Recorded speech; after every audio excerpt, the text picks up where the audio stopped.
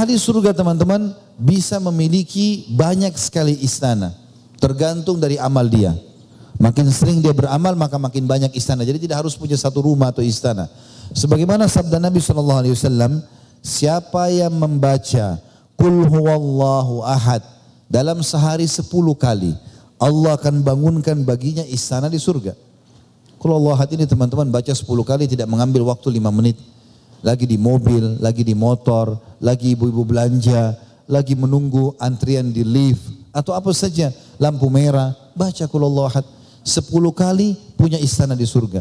Artinya kalau Bapak Ibu ulangi sampai 100 kali baca Qul huwallahu ahad dalam sehari, itu bisa punya 10 istana di surga. Begitu juga sabda Nabi SAW, sampai membangun rumah Allah, masjid di muka bumi, Allah akan bangunkan baginya istana di surga. Ada sahabat bertanya, ya Rasulullah, tidak semua orang mampu bangun istana di surga, tidak semua orang mampu membangun masjid di dunia. Kata Nabi SAW, Allah akan berikan pahala istana ini, walaupun orang cuma membangun masjid di muka bumi sebesar sarang burung. Artinya kayak ada masjid minta sumbangan misalnya, ya, ditaruhlah kotak amal di depan pinggir jalan. Lalu kita nyumbang 1.000 rupiah, 2.000 rupiah, 10.000 rupiah, tergantung berapa kita mampu.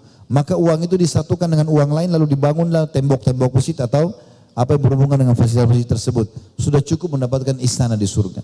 Dan teman-teman harus tahu, setiap hari buku amal kita ada. Jangan cukupkan dengan amal yang pernah kita lakukan. Contoh, kita lewat masjid ada kotak amal, dia minta sumbangan. Kita sudah nyumbang di hari ini. Besok kita lewat, banyak orang tidak nyumbang lagi dengan alasan kemarin sudah nyumbang.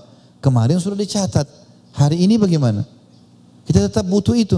Dan setiap kali kita sumbang, dapat istana satu di surga. Kenapa enggak sumbang? Kalau selama sebulan kotak amal itu setiap hari kita sumbang, kita punya misalnya 30 istana di surga. Sangat mudah gitu ya. Dan kita juga perlu titik beratkan di sini teman-teman. Saya perlu hubungkan juga dengan apa tadi yang saya jelaskan masalah sedekah yang merupakan penyebab masuk surga. Kita harus faham beda fungsi dari zakat dan sedekah. Ini beda fungsi. Bagi Bapak Ibu yang Allah berikan kelebihan rezeki kemudian dia zakat harta setahun sekali, ini zakat teman-teman kewajiban kita. Fungsinya membersihkan harta, itu fungsinya.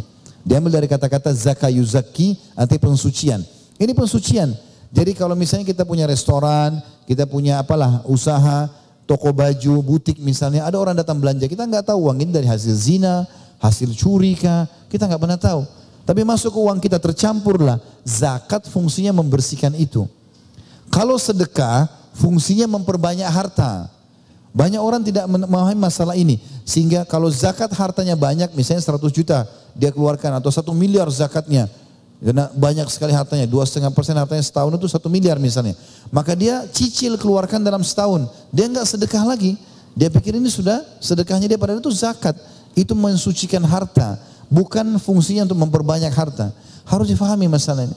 Maka sedekah beda fungsi teman-teman sekalian. Sebagaimana juga zakat mal itu beda fungsinya.